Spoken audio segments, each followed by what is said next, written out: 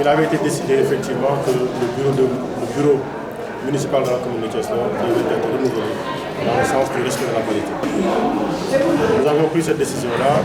nous avions échangé avec le commandant terrain, notamment le sous-préfet, effectivement, pour voir dans quelle mesure,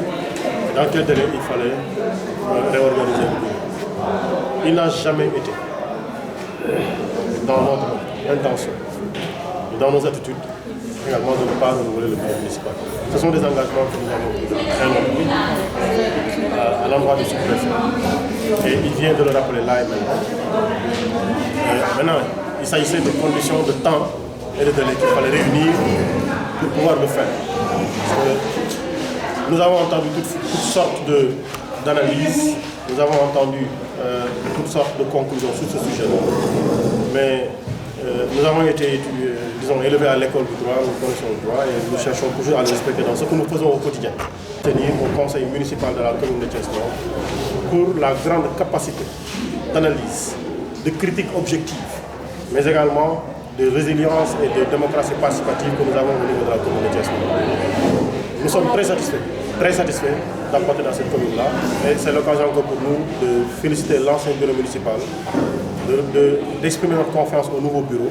à celle qui entre comme nouvelle adjointe, en disant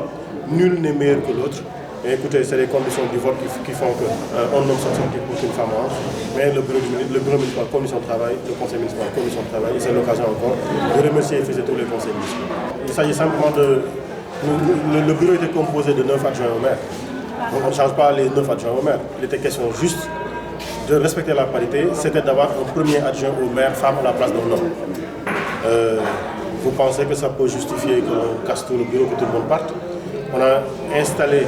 un réseau de confiance, on a installé un système de travail de confiance, on a installé en fait une collégialité dans le travail. Est-ce qu'on change une équipe qui gagne? Non, comme le dit l'adage, on ne change pas une équipe qui gagne, il n'y a pas de raison de le faire. On continue à travailler pour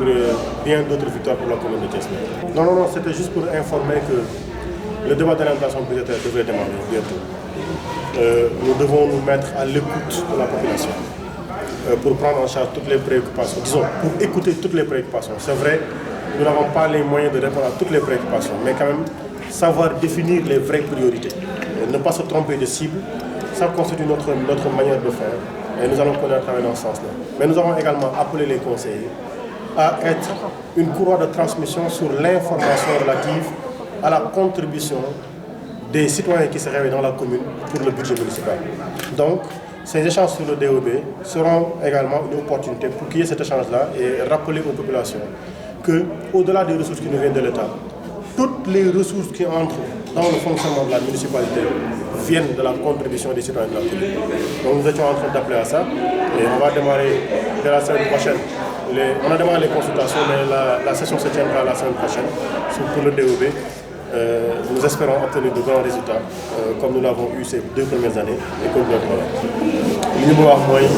li xew fii moom du dara lu dul def lu méngoo ci li yoon santaane. Bi ñu installé suñu conseil municipal dañoo amoon premier adjoint boo xam ne bii góor la am ay conseillers municipaux yu jógoon ne yoon waxul loolu ñu demoon ci kanamu tribunal bi. Bu ñu demee ci kanamu tribunal bi yoon wax ni effectivement premier adjoint au maire bu fekkee ni maire bu góor la jigéen la war a doon ñun d'accord ñu woon ci interprétation boobu ñu dem ci cour d'appel bi ñu demee cour d'appel ne ñooñu nga xam ni ñoo yëkkati woon seen ñàkk d'accord ci loolu ñoom ñoo am yoon mais yoon dafa wax ni saa yu su ñaar amee ñetteel bi ñuy wax cassation am na moo taxoon ñu gàdduwaat dossier yi dalawaat ko cour suprême bu ñu demee cour suprême àlla yéwén faaw ñu dem ci loolu ñu sol suñu daal dem seeti sous-préfet waxtaan ci ak moom ma wax ko moom wax na ko léegi man bu ko waxaloon sax xëy na du ma ci ñëwaat xamal na léegi ne loolu waxtaan nañ ci bu yàgg te xamaloon naa ko ne effectivement dañ koy def ñun ay ci yoon lañ jàng amul dara luy war a tax ci suñu intérêt bopp wala intérêt suñu coalition ñuy membre yoon dañ ko def mais li amoon solo mooy lu ci nekk daa am ab fa am heure bu muy mën a xew fii ñuy wax nii ci département Thiès bi ñu nekk nii ñun rek ñoo fi renouvelé pour le moment kon kan moo tardé ba tax ñu war a gàddu ngoliir jaru ko dafa am loo xam ne dafa war a am parce que du loo xam ne man maa ko moomal du moo ko moom yombewut noonu moo taxoon am na jéego ñu waroon a dox ba yegsi ci yàlla yombalal nañ yegsi nañ ci jàmm ak salaam may wax ni li ñuy sant yàlla ñun bokk na ci conseil municipal boo xamante ni bii ay nit yu dëggu ay nit yu jub ñoo xam ne bu ñu waree critiquer danañ critiquer teg ko ci dëgg ak yoon bu ñu waree comprendre danañ comprendre bu ñu waxee la ñuy wax ba noppi bu ñu wootee liggéey ñëpp ci dugal seen loxo kenn seetaan donc loolu c'est une chance la boo xam ne bi yàlla may ñu ko may nañ ko et li xew mooy bureau municipal bi ñu am bi fi nekkoon def na fi liggéey yoo xam ne liggéey bu mucc ayib ñu wax ni liñ fi tegal liggéey boobu la ñuy continuer rek ndax daanaka kenn la ko génn am ko dugg mais liggéey bi daanaka du changer parce que les projets sont là les chantiers sont là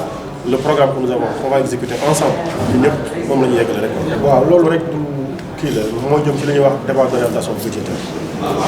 su ma ko doon tënk ci ay baatu wolof li muy tekki mooy waxtaan bi ñuy def ci biir askan bi